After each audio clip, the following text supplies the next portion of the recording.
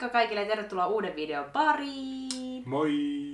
Ne, ketkä seuraa Instagramissa, niin onkin huomanneet, että meidän perheessä on tapahtunut suuria asioita tässä viime aikoina. Itse asiassa viikko sitten. Ja tuossa tulikin itse asiassa tämän ison tapahtuman jälkeen niin vielä pari videoa raskausajalta. Et vähän kesti, että saatiin tää synnytyskertomusvideo ulos, mutta vauvan kanssa arki alkaa, niin sitä ei mennä enää oman aikataulun mukaan, vaan sitä mennään vauvan aikataulun mukaan. Niin asiat tapahtuu vähän hitaammin. Mut joo, mistä sitä aloittais? Liiv ja Aleksandra saapui maailmaan. Viikko sitten tosiaan syntyi, eli 20. päivä 4. 8 aikaa aamulla. 8.30. 8.30. Tosiaan siis laskettu aika olisi ollut 4.5., mutta tuli siis tasan 2 viikkoa etuajassa. Laskettu aika on aina vähän suuntaan antava, että sit se on niinku, puhutaan yleensä lasketuista viikoista, koska se voi tulla oikeasti ihan milloin vaan. Mutta vähän yllättäen ehkä, että niin aikaisin. Niin, ja Julia tuli kuitenkin aika lailla siinä lasketulla ajalla. Niin vähän silleen just, että ei ehkä odottanut vielä sitä. Ei niin. Taisi olla päivä ennen laskettua aikaa, kun Julia syntyi. Niin jotenkin ajattelin, että tähän mennään samalla tavalla. Saman kaavan mukaan mennään. Ja tää oli aika mielenkiintoinen tapahtumaketju tässä. Miten tää lähti käyntiin? Siis käytännössä hän syntyi maanantaina, mutta siis tää koko synnytyskertomus voisi alkaa lauantailta. Lauantai-illalta minusta. Elikkä joo, lauantai-iltana mulla tuli semmosia ruoan jälkeen vähän semmosia outoja tuntemuksia tuolla vatsassa. Ja mä ajattelin, että no ehkä toi ruoka oli vähän jotenkin, että olisiko se ollut pilaantunutta, mutta sitten teille ei kuitenkaan tullut mitään siitä. Sä menit jo nukkumaan sitten myöhemmän aikaan. Hyvä huomio, että me leivottiin vielä illalla lauantaina siis Julialle synttärikakkua, koska Julialla olisi ollut 4-vuotissynttärit sunnuntaina. Joo, ja leivottiin 2 juustokakkua. Kyllä, mansikkajuustokakkui ketopohjalla. Joo. Niistä lisää joskus. Sitten sä päätit lähteä nukkumaan siinä. Sitten mä ajattelin, että no mä jäin vielä tähän katsomaan, että jos pitää mennä tuonne vessan puolelle. Mä olin sille pärjäälle, että mä menen nukkumaan. Pärjäälle. Sitten loppujen lopuksi kello oli 3 ja se alkoi olla jo aika kova se vatsakipu. Ja sitten mä googlettelin sieltä, että mikähän tää nyt on. Sitten mä tulin googlettelutulokseen siihen, että se saattaa olla umpisuoli, koska suvussa on muutenkin ollut sitä aika paljon. Ja mä vähän niin kuin odotellut, että koska se tulee. Ja sitten mä sanoin herrat Jannina, että mun on pakko lähteä tuohon päivystykseen nyt, että onneksi vaari ja mummo asuu tuossa asuntovaunussa. Niin, Mitäkin sun me ei varmaan missään hirveästi puhuttu, mutta siis Juhan vanhemmat on jo useamman kuukauden asunut meidän kanssa samalla tontilla. Tuosta asuntovaunusta tulee nyt paljon kyselyä, että mikä se oikein on. Heillä on semmoinen oma karanteenimaja tuossa pihalla. Ja he on ollut siis ihan sitä varten täällä, että kun jossain vaiheessa tulee synnytys, niin että he on sitten täällä apuna. Hyvä, että oli. Niin, hyvä, että oli, koska Juha lähti synnärille. Joo, mä lähdin synnärille. No ei, mutta mä lähdin herättelemään vaaria ja me lähdettiin ajelemaan sitten päivystykseen siinä. Ja siinä meni useampi tunti, että mä kärvistelin siinä ja huusin kivuissa. Niin seuraavana iltana, eli sunnuntai-iltana, ne päätti sitten leikata mut tutkimusten jälkeen. Ja mä menin kello 7 leikkauspöydälle ja mulle tehtiin 3 reikää tonne vatsaan ja leikattiin se umpisuoli sieltä. Juha oli just tullut sinne omalle osastolle heräilemään, niin me viestiteltiin vielä ennen kuin mentiin nukkumaan. Niin mä vaan sanoin, että on ollut vähän niinku ehkä... Mulla oli pari päivää ollut niinku kovempia supistuksia ja semmosia outoja tuntemuksia, mikä oli hassua niin takapuolessa. Mulla oli nimittäin silloin, kun Julian synnytys alkoi lähestyä, niin ne siis supistukset tuntui vatsassa. Mulla oli ollut outoja takapuolikipuja. Niin sitten me vähän pari päivää oltiin silleen, mitähän nää nyt niinku on, mutta no ehkä ne ei mitään. Niin, niitä oli silloin siinä iltana, kun me viesteltiin sun kanssa ja mä ajattelin, että voi ei. Et vähän alkoi hiipiä mielessä silleen, että mitä jos mä synnyttäisinkin niinku nyt, kun Juha on siellä niinku leikkauspöydältä yli just herännyt. Että menin sitten nukkumaan kuitenkin hyvin mieliin. Mut sitten mä heräsin aamuyöllä 4 siihen, että tuntui semmonen box. Eli lapsivedet meni. Ja se oli mulle uusi juttu, koska silloin kun Julia syntyi, niin se alkoi supistuksilla ja lapsivedet meni vasta ihan hetki ennen kuin Julia syntyi. Ja nyt kääntyi sitten toistepäin, että ensin meni nämä lapsivedet. Ja mähän juoksin vessaan. Oikein tunsin, miten adrenaliini virtasi, että mulla alkoi tärisyttää ja mä olin ihan, että nytkö se alkaa? Ja sitten samaan aikaan, niin ensin tuli semmoinen pieni niin säikähdys, mutta sitten mulla tuli semmoinen innostus. Mä vaan hymyilin täällä ja juoksin huoneesta toiseen, että se on tulossa, mitä ihmettä. Ja sitten mä soitin tuohon Anopille, mä vittin tuonne pihalle mennä juokseen, niin soitin Anopille tuonne asuntovaunuun, että mä taidan synnytellä tässä, että mulla meni lapsivedet, että tuutko tänne? Ja pääseekö vaari lähteä taas heittää sairaalaan? Tänäkin yönä. 2 yötä peräkkäin. Kyllä. No sitten Anoppi tuli tähän ja mä laitoin sairaalakassiin lisää tavaraa, pakkailikameroita ja kaikkea. Meillä oli tarkoitus kuvata semmonen ihana synnytysvideo, vesisynnytyskokemus ja kaikkea. Me oltiin suunniteltu kaikki, että tulee sellainen tosi kamerakulmat ja kaikki silleen vähän kreini fiilistelyä. Joo, nyt tulee hieno synnytysvideo, mutta se nyt sitten jäi vähän, ei ole ihan kerennyt oikein. Mut joo, me lähdettiin appiukon kanssa sitten ajelemaan siinä 5 aikaa aamulla kohti synnytyssairaalaa, joka oli onneksi sama sairaala, missä Juha oli toipumassa. Ja matkalla sitten soitin Juhalle, että ootko hereillä? Tää tullaan. Joo, eli mä olin herännyt jo ehkä ennen 5 ja mä olin siinä aika virkeä vähän silleen, niin kuin, että nyt alkaa olla vähän nälkä, kun ei ole syönyt pari vuorokautta. Ja niin sitten yhtäkkiä puhelin soi ja katosin, että aika aikaisin Annina soittelee, että mitäs silloin nyt, että... Ja yleensä herää 5. Joo, mä oon tulossa synnyttää sinne. Mitä? Mut joo, sitten ajettiin tästä semmonen tunnin verran tonne synnytyssairaalalle ja tosiaan mun piti mennä yksinään sinne, eli sitten appiukko lähti ajaa takas kotiin päin, koska nyt kun on ollut poikkeustila, niin on myös rajattu näitä tukihenkilöiden määriä ja esimerkiksi Juhakaan ei olisi saanut tulla vielä siinä vaiheessa sinne synnytyssairaalaan sisälle. Sun olisi pitänyt poukkaroida jossain parkkipaikalla siihen asti, kunnes pääsee ihan saliin asti, että kätilö tutki heti, totesi, että synnytys on jo ihan käynnissä, oli 3 senttiä auki siinä vaiheessa. Sitten kyseli vähän, mä en ollut kerännyt edes mitään synnytystoimen listoja täyttä, se oli jo puolitiehen, niin sitten mä vaan jotain siinä, mä en oikeastaan tarvi mitään ja mä haluan semmoisen tosi luonnollisen synnytyksen ja mä pärjään oikeastaan itse, että ei tässä mitään. Ja niinku, että jos saa sen vesisynnytyksen, niin se olisi kiva, että sitä mä toivoisin. Sitten mä pääsin semmoiseen huoneeseen ja sain olla siellä ihan rauhassa itsekseni oikeastaan. Mulla oli tällä kertaa tässä tokassynnytyksessä, niin mä olin valmistautunut tosi hyvin. Mä olin pitkään niin kun enemmän perehtynyt siihen, että miten rentoutua synnytyksen aikana ja miten mielen avulla niin suhtautua siihen jotenkin silleen positiivisesti. Niin oikeastaan heti siitä lähtien, kun ne vedet meni täällä kotona, niin mä heti muistutin itse mielestä, että okei, tää on hieno juttu ja upea ja ihana. Pääsin sinne omaan huoneeseen, niin mä vaihdoin ensinnäkin omat synnytysvaatteet. Mulla oli mukana semmoista omat mukavat synnytysvaatteet. Ja sitten mä laitoin musiikkia soimaan pädiltä ja pistin kuulokkeet korviin. Ja sitten mä jammailin siellä hyviä biisejä. Mulla oli semmoinen soittolista, mihin mä olin valinnut kaikki semmosia oikein hyviä tunnelmallisia biisejä. Sitten mä siinä seisoin aika paljon, kävelin ja olin pystyssä koko ajan, hain semmosia mukavia asentoja, että keinuttelin lanteita. Ja musta alkoi tuntua, niin kuin mä olisin ollut jossain risteilyaluksella. Siellä siinä huoneessa oli tommonen ilmastointilaite, niin se kuulosti ihan semmoiset niin kuin laivahytiltä. Sitten mä olin vähän siinä, kattelin ympärille ja kuvittelin, että mä olisin risteilyllä. Mä olisin, että yeah! Silleen vähän ding-dong. Jotain hormoneja. Mä vähän jännitin sitä, että mitä jos Juha just, kun on nämä niin rajoitukset, että jos Juha ei saa olla edes siinä niin alkuvaiheessa niin mukana, että tuntuu ajatuksena niin kurjalta, että joutuisi yksin olemaan sen niin avautumisvaiheen sinne synnytyssaliin asti. Mutta sitten siinä mä keskityin vaan siihen, että en mä rupea miettimään, että Juha nyt ei ole täällä, kun asialle ei voi mitään, vaan että nyt mä keskityn tähän synnytykseen ja niin siihen, että on mahdollisimman rentona ja pyrin niin nauttimaan siitä kokemuksesta. Me vaan viesteltiin sun kanssa, saatiin kuvia, selfieitä toisillemme ja niin kuin mä koko ajan kerron sitä, että miltä tuntuu ja miten etenee, että alkaako sulle tulee kiire. Mä yritin vaan tosi luottavaisin mieli olla se, että kyllä Juha kerkee tänne, ei mulla ole mitään hätää, mä vaan keskityn tähän ihanaan synnytykseen, mikä tuntuu ihanalta ja supistukset on niin ihania. Joo, mutta aika hyviä, että sä pystyt pitämään sen niin kuin silleen, että vaikka oli tommonen tilanne, että kyllä.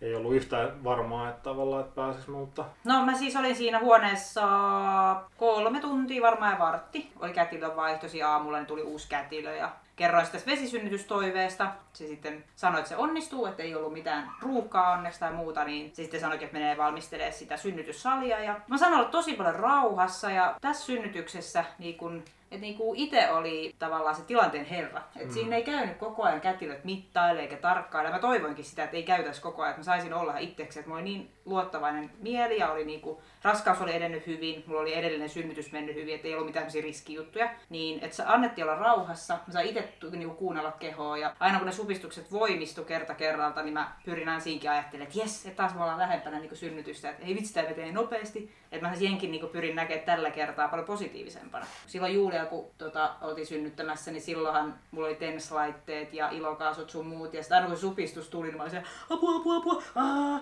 Sitten hakkasin sitä TENS-laitetta silleen, että oli se suhtautuminenkin erilainen siihen tuntemukseen. Että nyt mä olin aivopessy aika hyvin.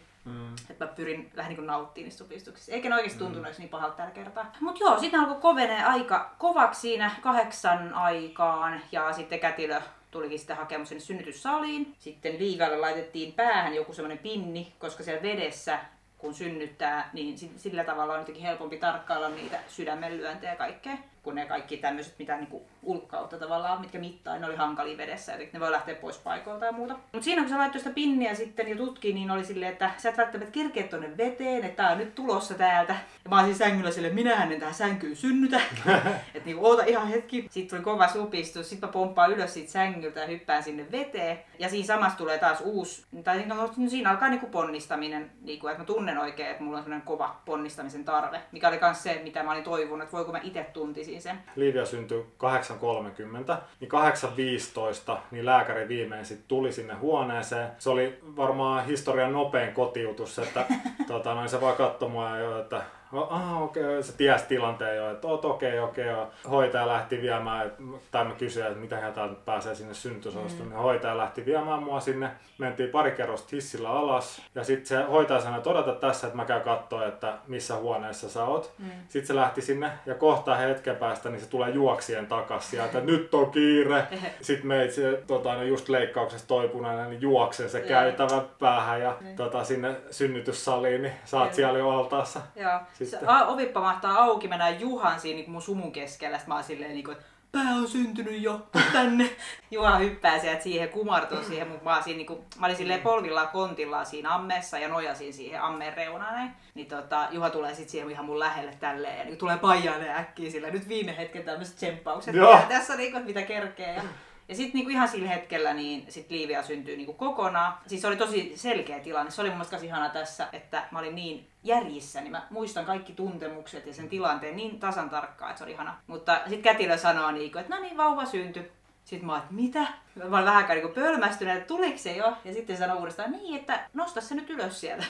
Mä katon niinku sinne veteen tälleen, niin siellä se vauva vaan niinku lilluu. Sitten mä oon silleen niinku, mitä? Sä ja mitä? Joo, sit mä huudan, mitä? Se meni niin niinku ihmeen helposti. Joo. Mä olin ihan pihalla, että miten voi näin helppo synnytys. Joo, ja varsinkin mulle oli helppo synnytys sillä, että mä tuun vaan ovesta sisään, niin sä otat jo vastaan suunnilleen. Joo, sieltä tulee vaan. Vitsi, mikä tunneryöppy siinäkin taas tuli. Niin, kyllä. On se niin ihmeellistä. Vaikka on kerran synnyttänyt, niin tää toinen on ihan yhtä niinku ihmeellinen tilanne. Että oli semmoinen synnytys, mitä mä olin niinku toivonut ja haaveillut. Ja kattonut just, mä olin aivopessy ittiin raskausaikana näissä kaikissa vesisynnytys- ja kotisynnytysvideoilla, missä on tämmöisiä hyviä, niin kuin, miten on hyvin mennyt kaikki ja se vauva on tosi helposti tullut sieltä ja haaveillut, että voi kun mullakin menisi tolleen, mutta eihän toi nyt ole mahdollista. Ja... Se oli niin hauska, sit sä olit synnyttänyt hetken aikaa siinä pitelissä kädessä ja sit sä nousit siitä alta sitä Liivia sylissä ja kävelit sinne sairaalapedille sitten. Mullahan siis oli ihan normaali olot suurin piirtein, kun mä nousin ylös sieltä ammeesta, ettei niinku tuntunut missään. Ihan outo. Niin, muutenkin toi koko tilanne siis niinku... Ihan jostain leffasta. Niin. Mä juoksen sieltä, just aina leffoissa kaikki. Viime hetkellä se no. No sitten se tilanne olikin sitten tosiaan semmoinen vähän poikkeuksellinen, kun oli tää poikkeustilanne muutenkin tässä, mutta oli niinku meidän perheessäkin poikkeustilanne, että tää Juhan leikkaus osui siihen samaan ja sulla oli niinku kipeät ne leikkaushaavat ja sulle oli lääkäri sanonut, että ei pari viikkoa saa nyt niinku nostella mitään eikä tehdä mitään raskasta, että tosi niinku varovasti. Ja mulla oli taas tosi hyvä olo, niin päädyttiin sitten toivoa sitä, että päästään mahdollisimman nopeasti kotiin. Ja onneksi se onnistui sitten, että päästiin aika pian kotiin, hyvin pian kotiin. Koska se oli kaikkien kannalta vaan parempi silleen. Päästiin hoitaa Juhaa kotiin, niin... Pääsee kotiin lepää ja sinne omaan ympäristöön, niin se on ihanaa. Kyllä. Mä muistan niinku just aikaisemmankin synnytyskokemuksesta sen, että sairaalassa ei päässyt samalla tavalla rentoutumaan oikein, että sitten kun me päästiin silloinkin suht nopeasti kotiin, sitten mä muistan kaikki maidon nousu ja tämmöinen imettämisen aloittaminen ja muu oli helpompaa, että sai niinku omassa rauhassa taas sitä kehoa kuunnella ja muuten. Mutta on tää alku ollut huomattavasti helpompi kuin Julian kanssa, että se tietysti johtuu varmaan siitäkin, että mulla on kokeneempia ja varmempia vanhempia ja sillä, että ei ole mitään semmoista pelkoa eikä epävarmuutta eikä mitään, että tuntuu, että tämä menee niin kuin edellinen. Tai sille, sen edellisen kanssa ei oppinut kaikki jutut ja nyt tämä menee samalla kaavalla. Ja meillä on muutenkin erilainen tilanne tällä hetkellä, mitä oli taas sitten kun Julia syntyi, että silloinhan Juha oli 2 viikkoa isyyslomalla ja meni sitten takaisin töihin. Ja sulla oli tosi aikaisia herätyksiä 5 töihin ja muuta. Että mä olin paljon sitten taas Julian kanssa 4 seinän sisällä aamusta iltaa ja illasta aamua. Ei uskaltanut silloin alkuun vielä lähteä hirveästi liikkeelle. Ei, että oli vähän semmoinen kotihiiriolo sen